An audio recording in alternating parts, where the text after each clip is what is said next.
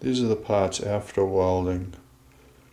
Top holes have been plugged, center hole is plugged.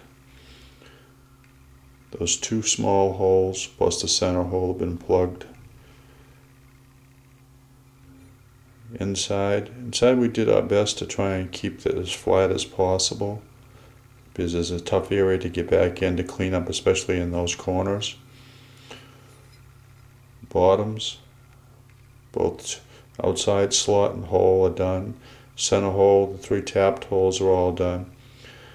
The circle diameter, the counter bore, there's no burn away on any of the edges of the counter bore. Everything is fine.